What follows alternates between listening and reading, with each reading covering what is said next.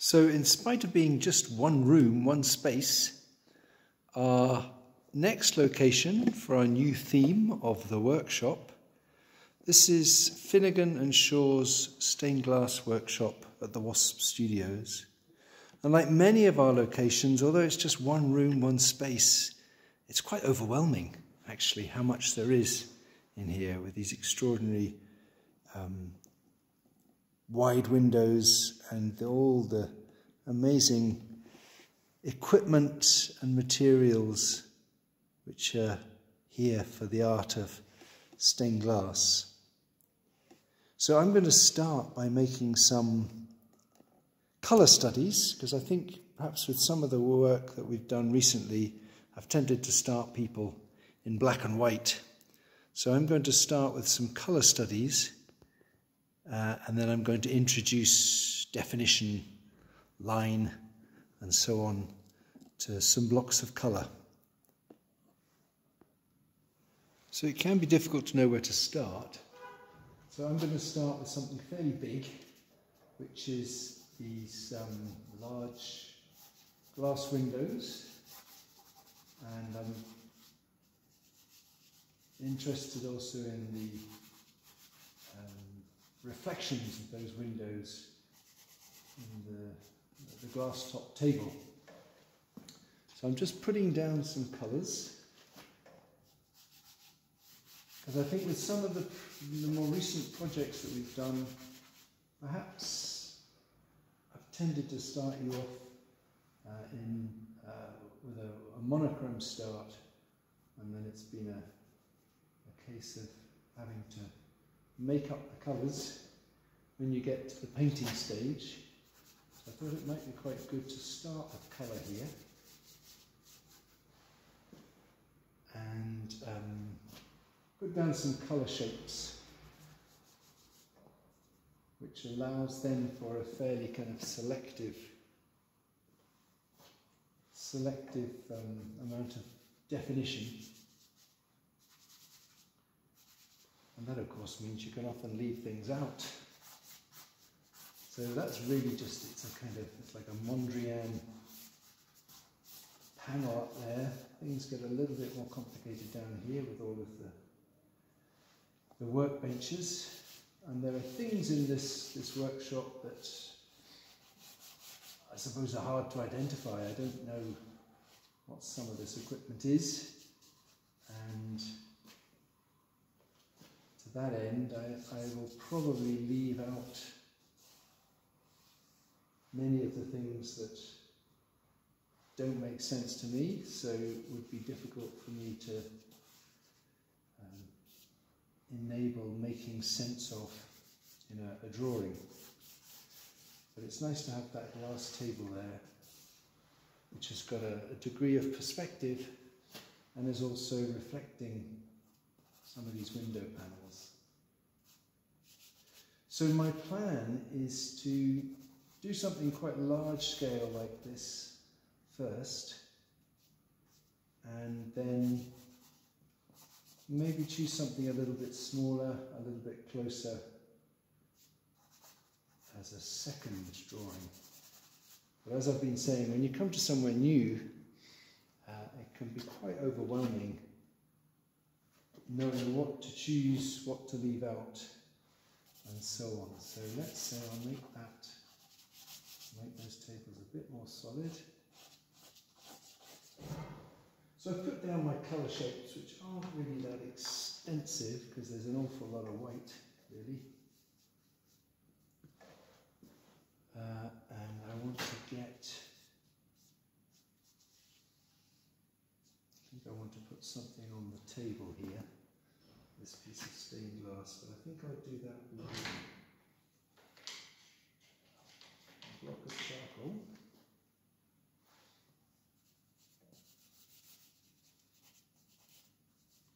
And then I'm going to look at selectively adding a bit of definition. So I'm not sure how much sense my drawing is making to you, but having laid down those colour shapes, think then, yes, I'll introduce a little bit of definition. So again, with the window, it's not that necessarily complicated.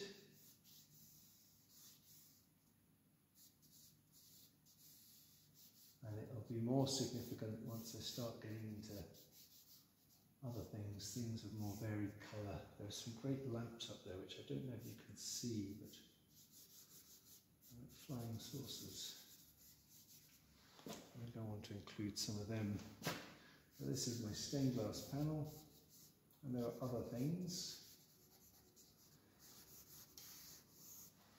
So I think that is a good way in to get down some colour shapes. It's also, of course, some colour information, which could be very useful. If I were to use this particular image as a backdrop for one of my compositions with the artist or the work, the craftsperson, the work person. We're going to have Komachi in the studio next week, and so she will be our work person, craftsperson model. So if I were to put her into a stained glass workshop, that's quite a nice space to set her in. And I could probably, so what I think I would like to do now then is reflect. Having got that reflection effect, I'll probably add some much more local colour and local definition detail. So this one is very much about kind of coloured glass, I suppose, and just this wide space in which those coloured glass pieces are situated. But I would quite like to do a bit more to this, because this small panel is something that I could probably make a lot more sense of, as a piece of glass.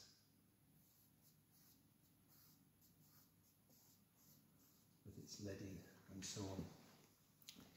So there is one possibility. So I'm going to try a different view here, focusing a bit on some of the tools. So I've selected some of the pastels that I want to work with. I think that can be helpful, and I'll start probably with the saw shapes hanging on the wall.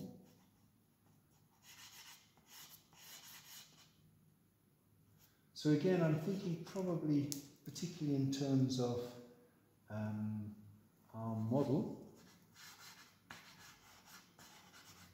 I'm still looking, I suppose, for kind of backdrops, settings for our model to be set against. Just dropped a grey pastel on a grey floor, so maybe I should just get in a few more helpful colours. So I've got a bench and then a bigger bench. I think I might run out of space on the camera for you to see this, but in the middle of this bench, let me pause while I find my grey pastel. You know how it is, you don't find the pastel until you actually stand on it and crush it, but I found it. So I've got this big workbench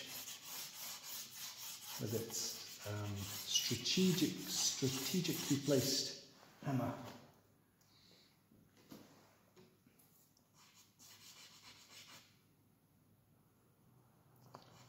Nothing there. I'm dropping that one too. I've actually got these tiny bits of pastel left. So I want my hammer there, and I want my table there, and then I've got a bit of colour for the wall. So again, just trying to use a different way in. to the subject. And I think, I've chosen this particular subject or view because there's a nice pattern of these tools on the wall, which I'd like to develop a bit more. And I could certainly see that as a kind of backdrop to my model. But also by starting with colour, hopefully I can have more of an awareness of how colour has been a feature if this were to be my composition.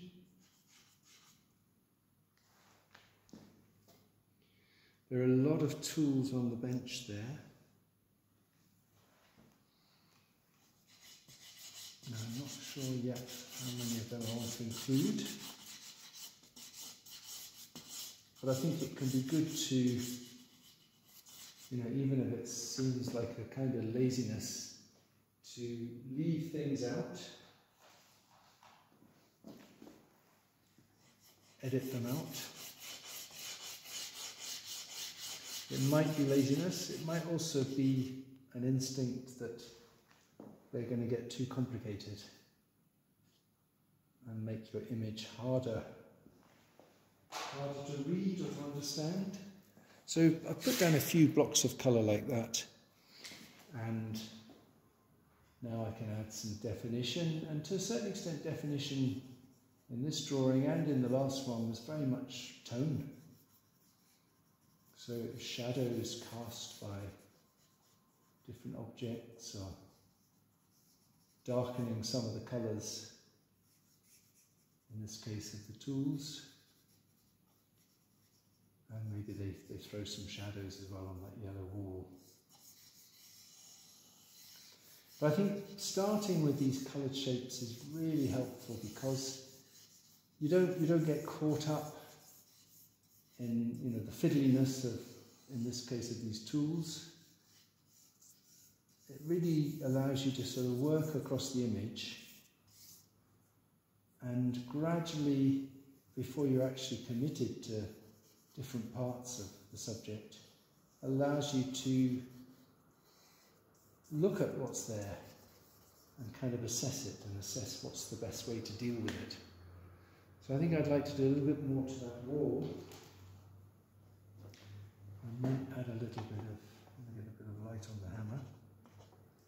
And a little bit of white into that wall so that I can make those shadows work. Further, I need to do something to the gloves. So that's partly introducing you to the subject matter of the workshop. So we can be in here in the stained glass workshop, Finnegan and Shaw's, formerly Christian Shaw's stained glass workshop. And we can also be in Steve Burnett's luthier violin making studio. And Jill Curran, I think Jill's going to be in. She does some installation work, and we can go and have a look in there. So that's the plan, to start with a workshop setting, to do some studies that might be studies of the whole space, or they might be much more specifically looking at tools and artifacts related to different crafts, and then we'll see how we can put them together with our model in the following week. So this is something we've been through a few times, this kind of cycle of studies, model, and then putting them together into a painting, and this time we'll have a bit longer to formulate the composition and to execute the painting with the last 2 weeks of the theme of the workshop. Okay, so see you soon.